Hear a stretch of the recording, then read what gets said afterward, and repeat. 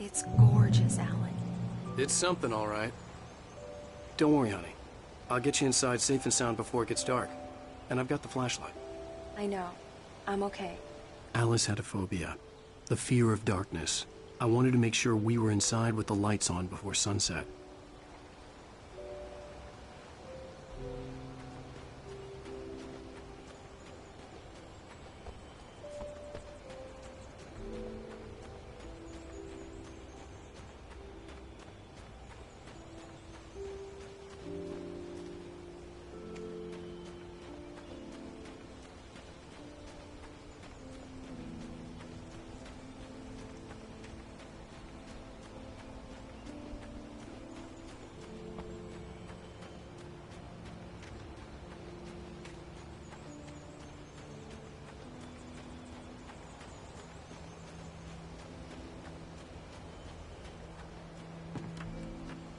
The cabin obviously got its name from the shape of the island. It looked like a giant bird leg. Alice had mentioned that the lake was a caldera. There was a dormant volcano under it.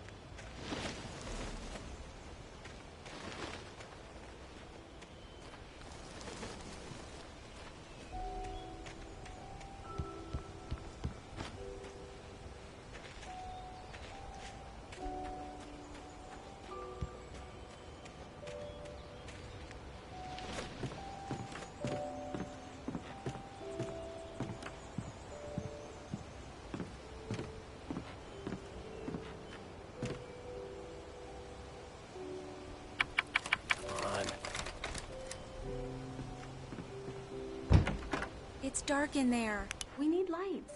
Can you figure out how to get the power on, honey? Sure thing. I'm on it.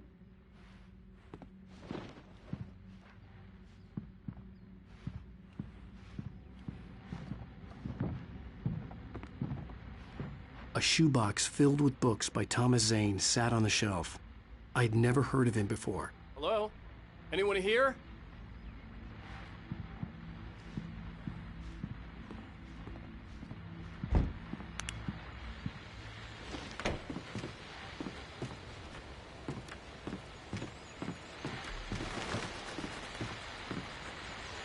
The Deerfest guests have already started to arrive. Just ran into one on the ferry. Famous artist, no less. We'll see if we can rope him into an interview later on. Now, let's go to the phones. Caller, you're on KBF-FM. Hi, Pat. It's Rose. Why, hello, Rose. What's on your mind? I know who that famous artist was. It was Alan Wake, wasn't it? He's my favorite writer. Well, Rose, I just saw him at the diner. Oh, I am so excited he's here. I'm sure he's glad to be here, too. Well, folks, I guess the secret's out. This is Pat Maine on KBF-FM. And now, some music. Great. So much for keeping a low profile.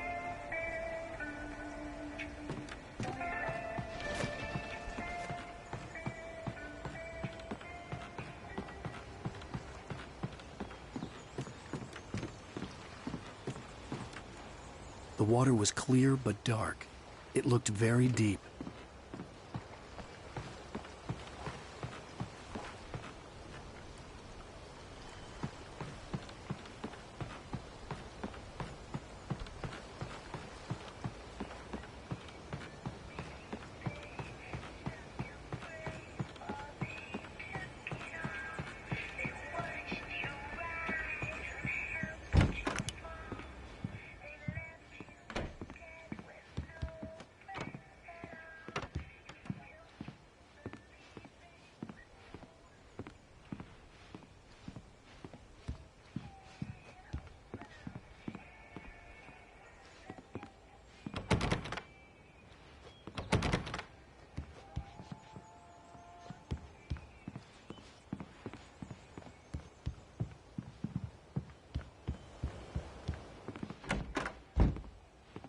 For a moment, the oppressive feel of the nightmare I had seen on the ferry returned.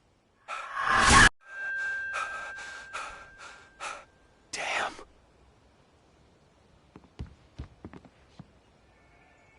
I needed to get the power running in the cabin. There had to be a fuse box or a generator somewhere on the island.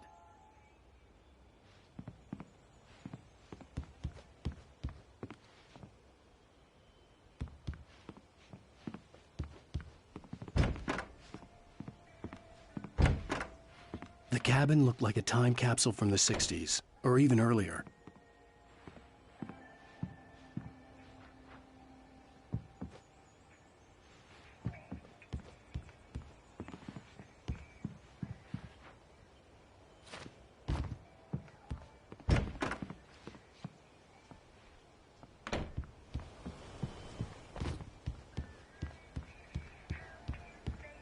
The power cable goes to that shed over there.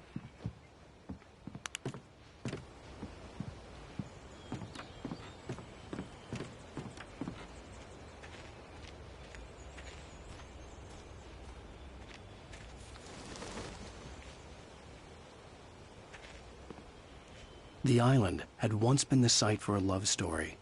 Maybe it would be that again.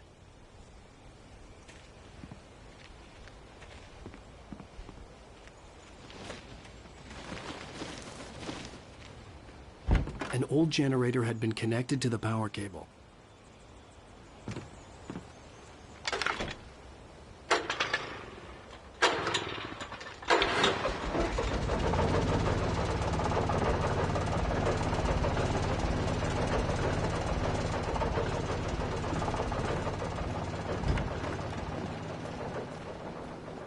The lights are on! Good work, honey. I'll freshen up a bit and start settling in. Okay, I'll look around a bit. Sure thing. Have fun.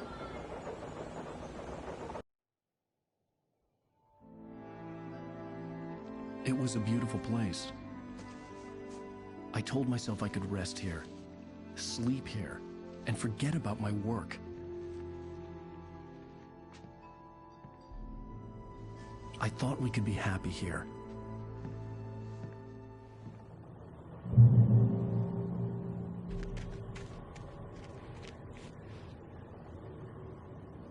Alice had told me about Cauldron Lake Lodge. The old building used to be a hotel, but these days it was no longer open to the public.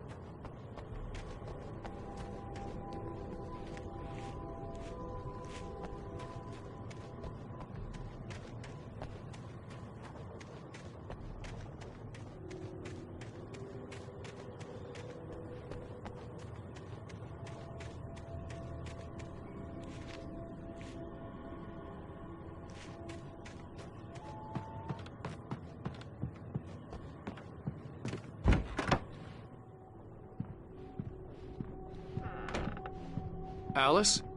Honey?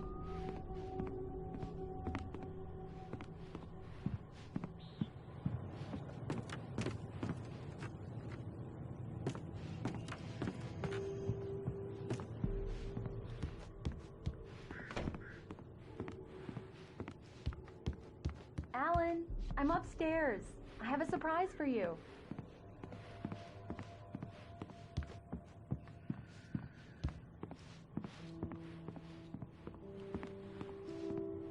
Well, hello there. I'm not the surprise. It's in the study. Go take a look. Okay.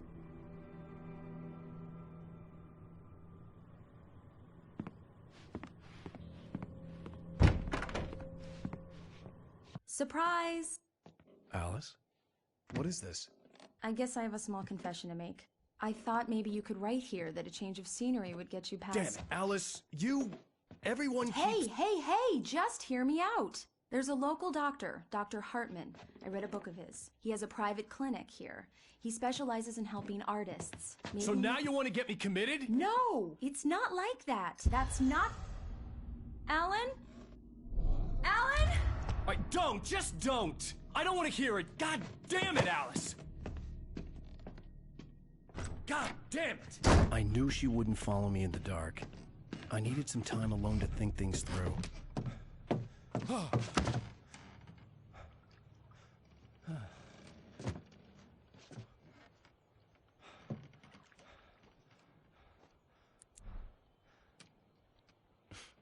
Damn it.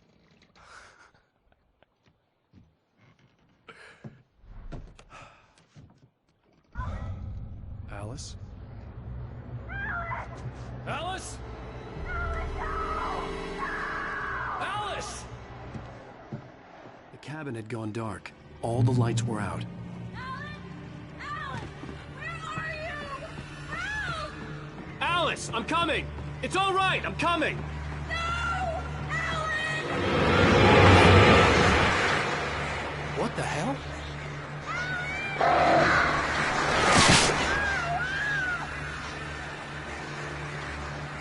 Stay away from me!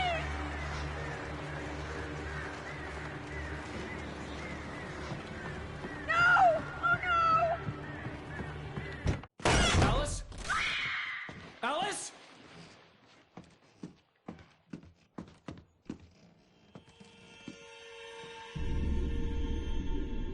Oh no!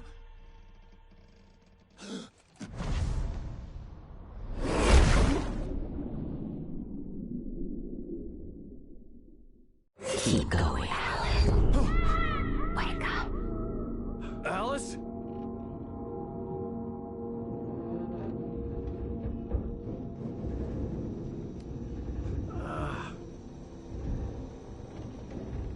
Waking up in the crashed car felt like I had woken from one nightmare and entered another.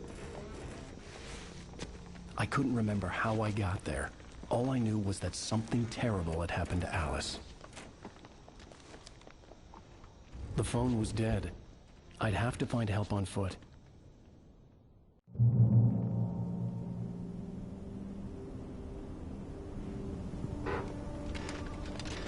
Among Alice's things was a book, The Creator's Dilemma, by a Dr. Emil Hartman. Seeing the book brought back my fight with Alice. I didn't like it, and I didn't like the guy's smug face on the cover either.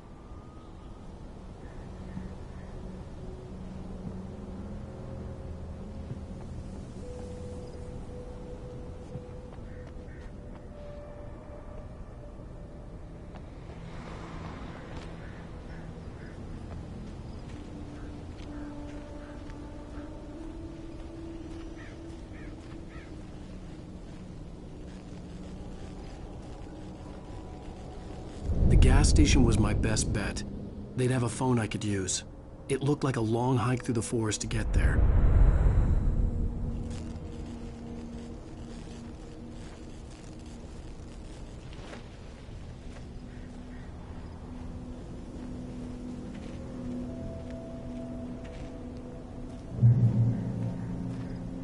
Damn.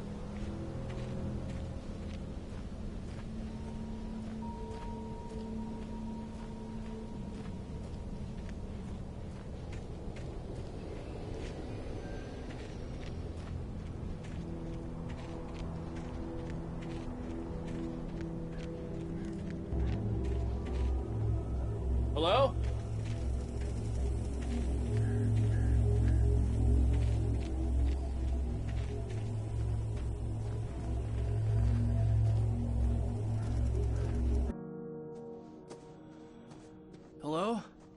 Is someone there?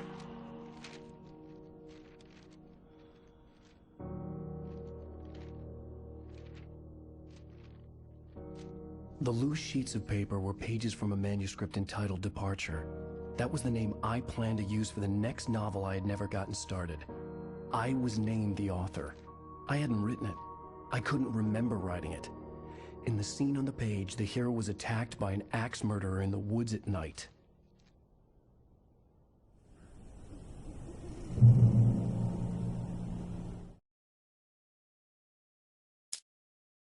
Departure by Alan Wake.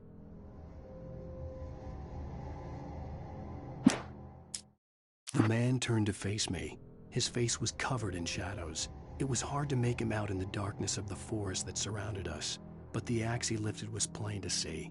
It glistened with the blood of his victim. He grinned madly. The shadows were alive, distorting his features. It was a scene from a nightmare, but I was awake.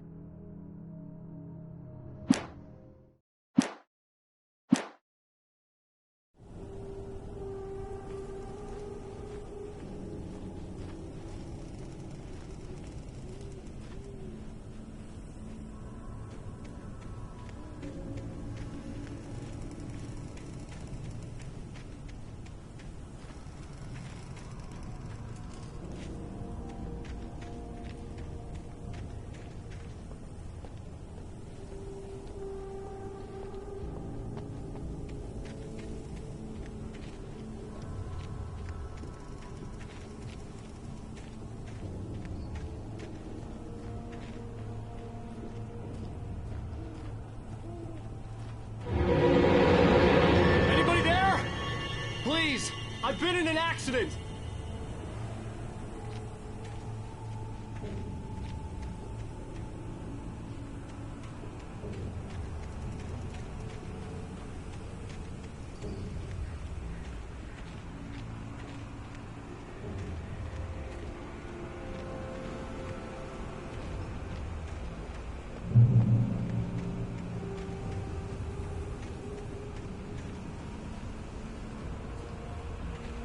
The lights up ahead were a good sign.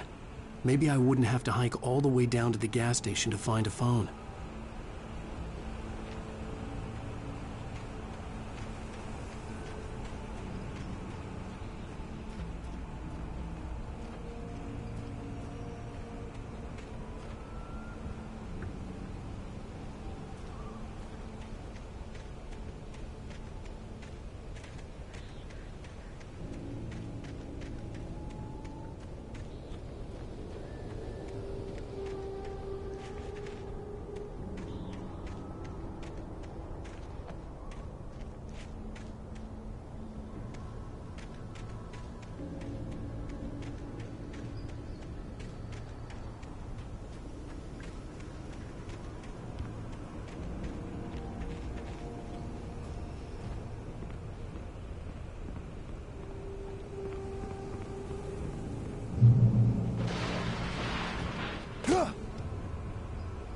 Anybody there?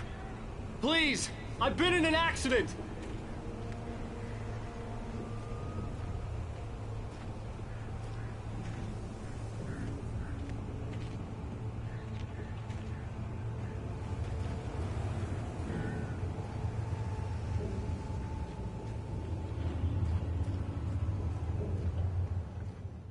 Hey!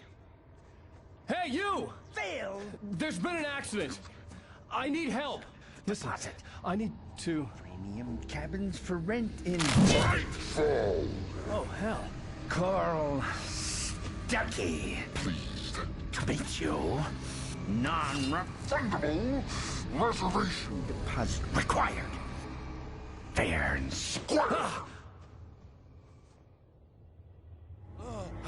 Fair and square.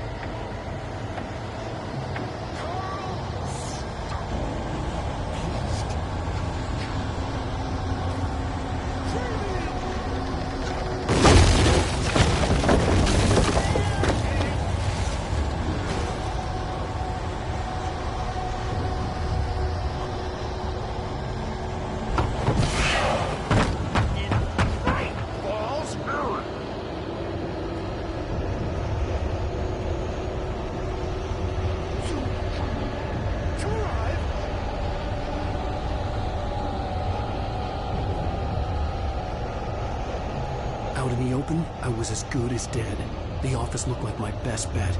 I could lock myself in.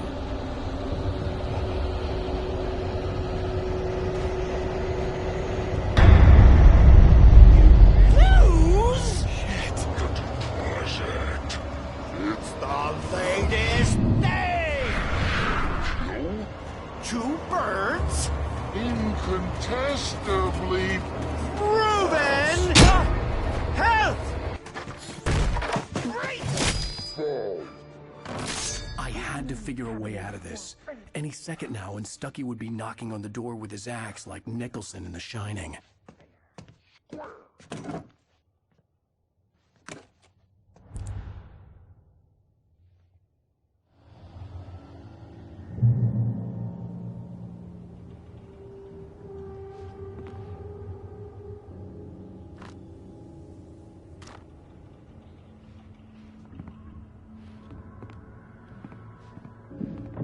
During your Your trying, walking it's the latest thing.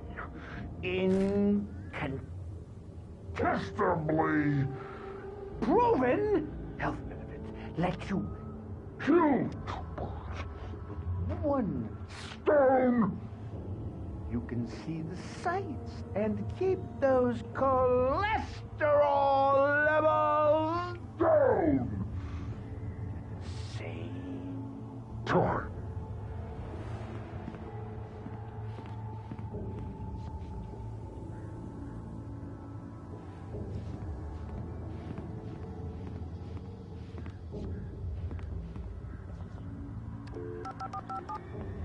Yes.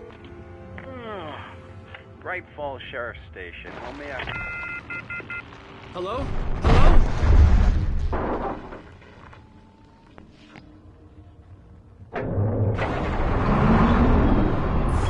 The spread.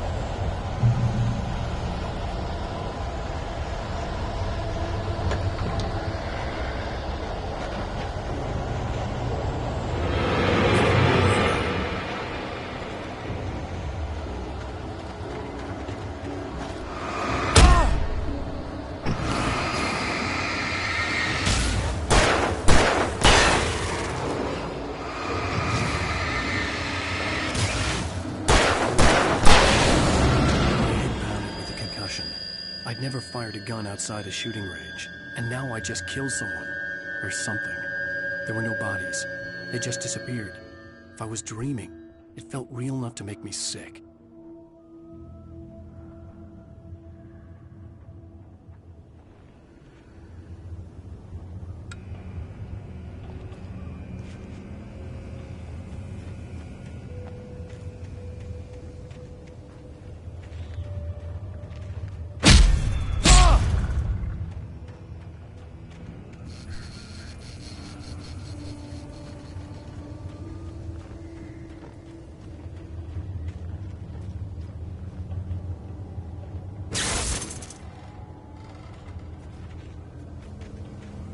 The dark forest was the last place I wanted to go, but I had no choice. I had to get to the gas station.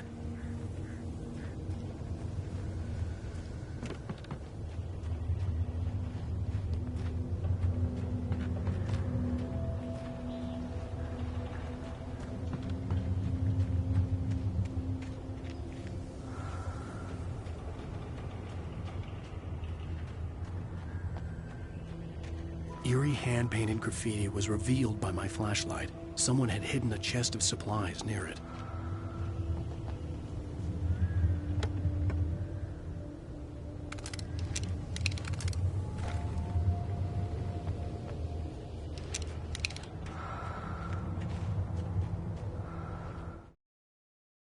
The Taken stood before me. It was impossible to focus on it.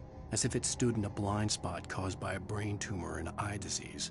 It was bleeding shadows like ink underwater, like a cloud of blood from a shark bite. I was terrified. I squeezed the flashlight like my life depended on it, willing it to stop coming any closer. Suddenly something gave, and the light seemed to shine brighter.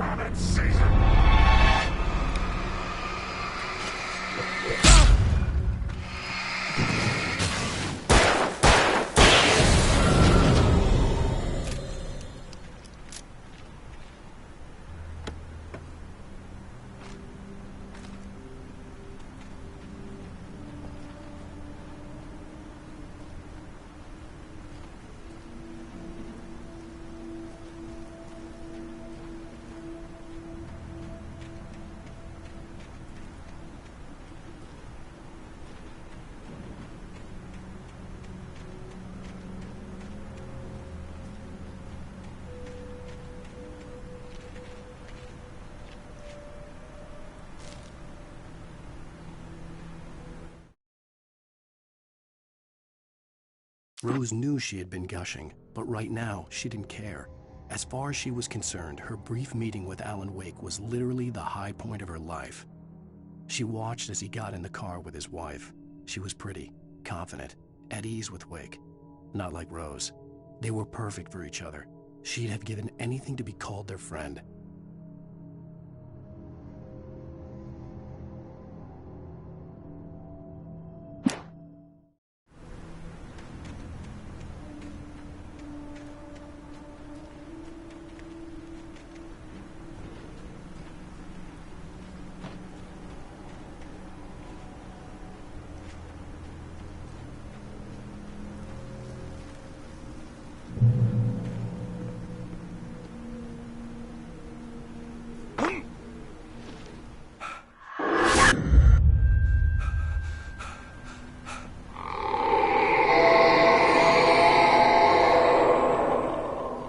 What was that?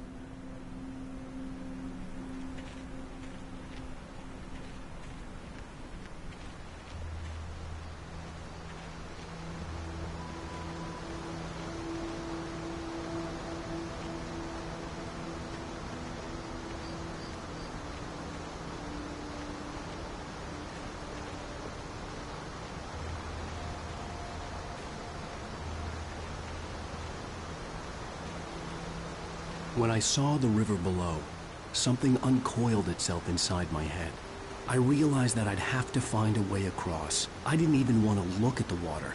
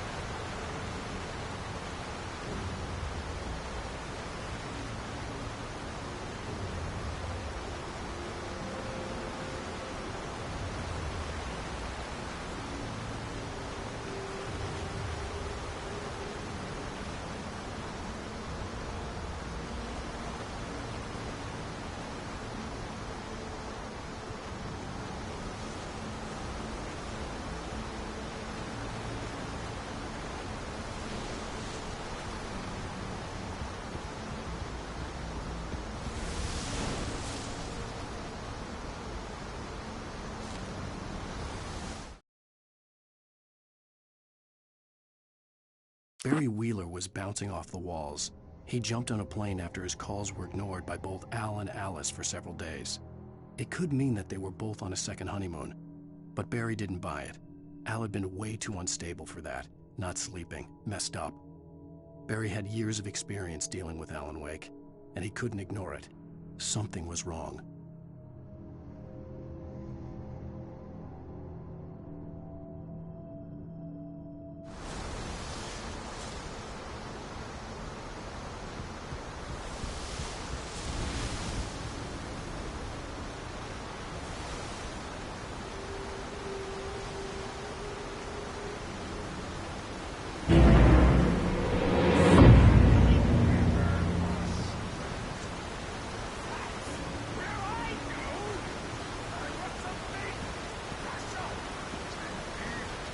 Stucky was still out there, in the dark, stalking me.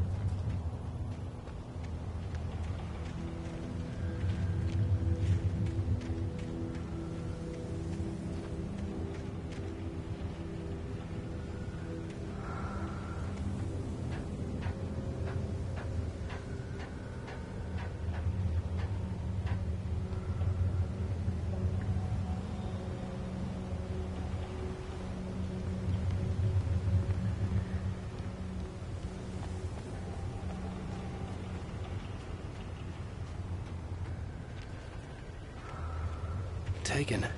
They're taken.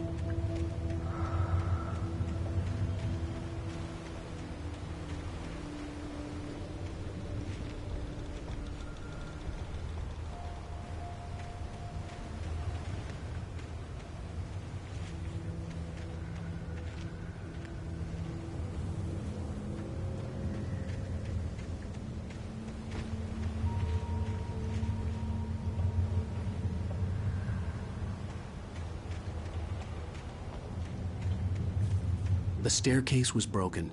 I had to make my way up some other way.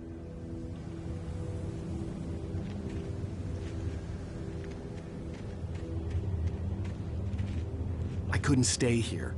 There had to be a way to get up there.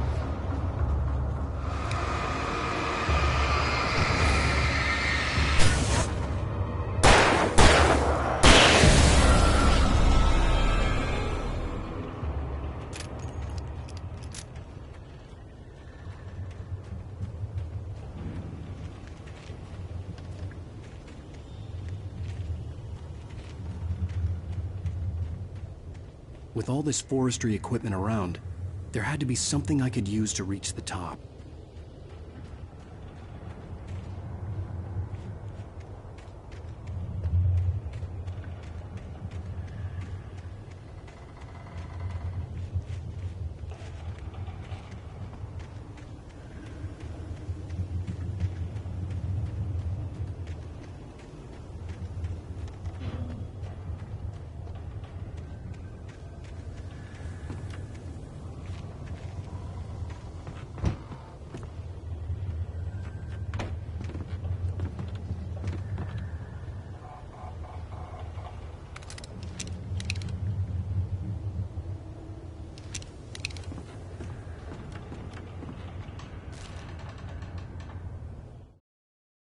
I heard them before I saw them, swooping down from the sky and screeching as they came.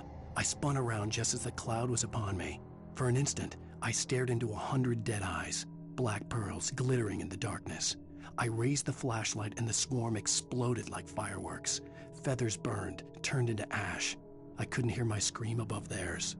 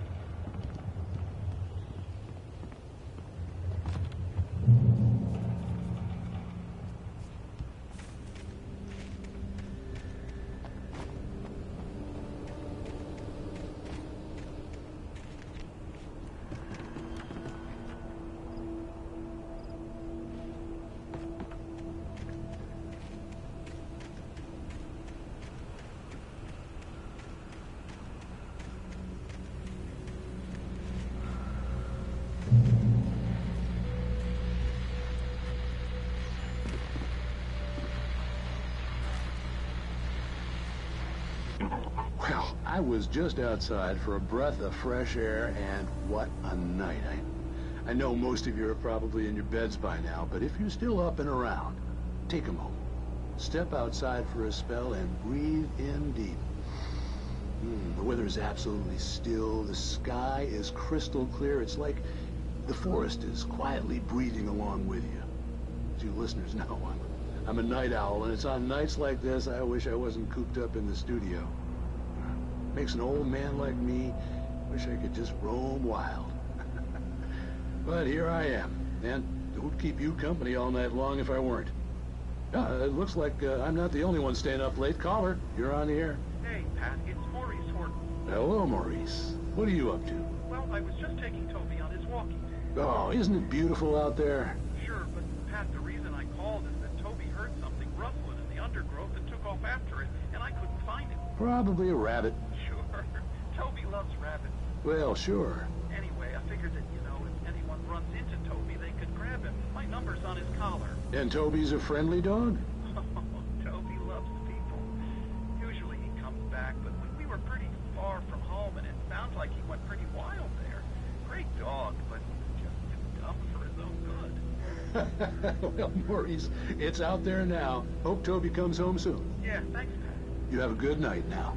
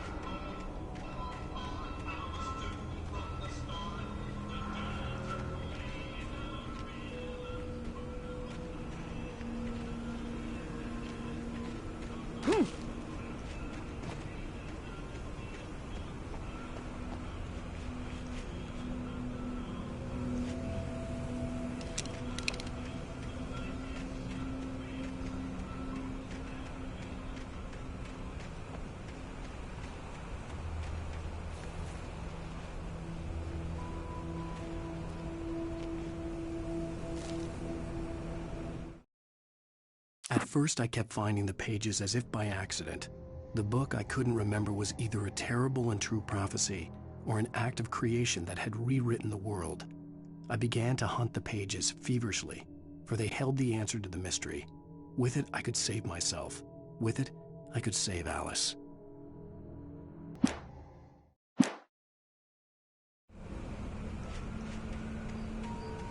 The gas station was closer now, its light welcoming in the darkness.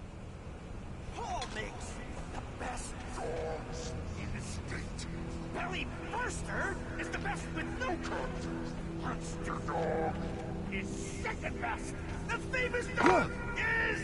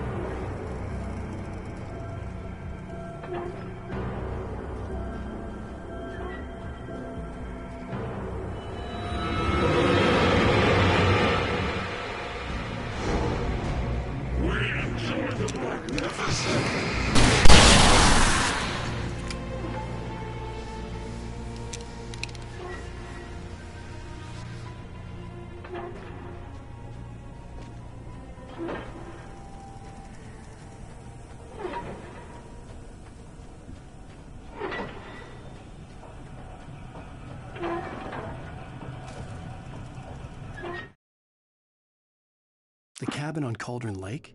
She asked. The sheriff looked at me suspiciously. The early morning light flooded through the office windows.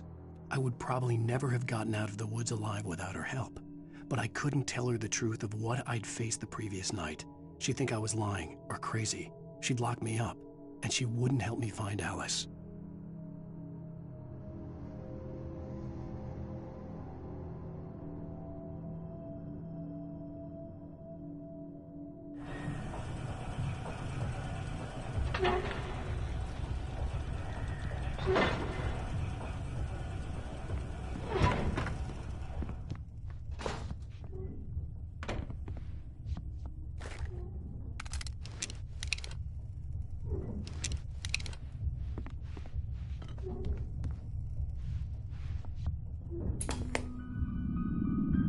Science.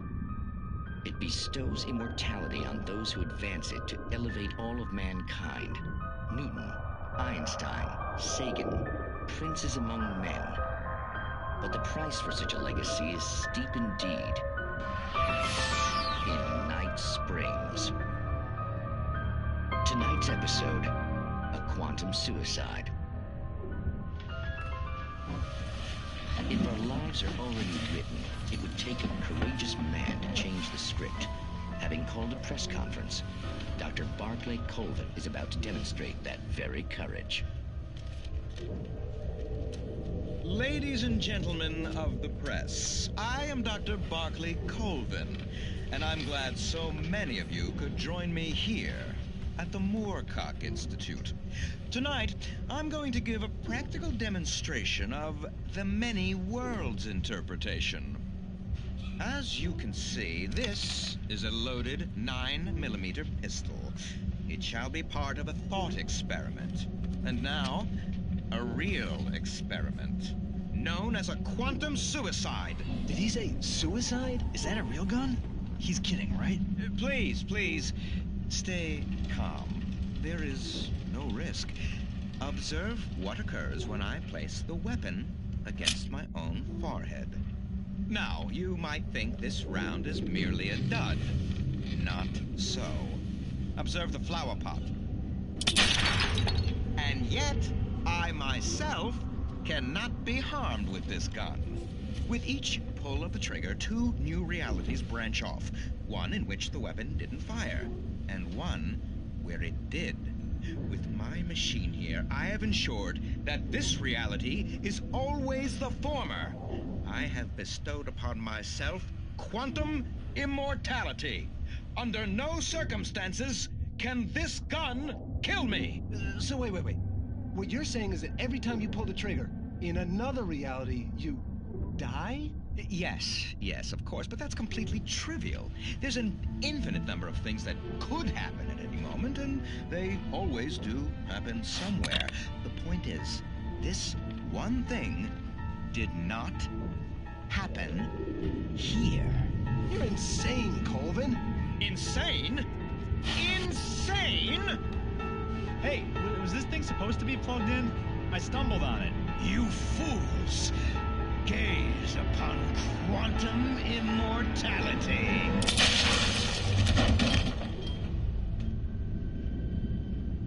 Poor Dr. Colvin, felled by his own hubris or the ignorance of the masses. Perhaps he should have left the crate unopened, the decaying atom unobserved. Curiosity often kills the cat. In Night Springs.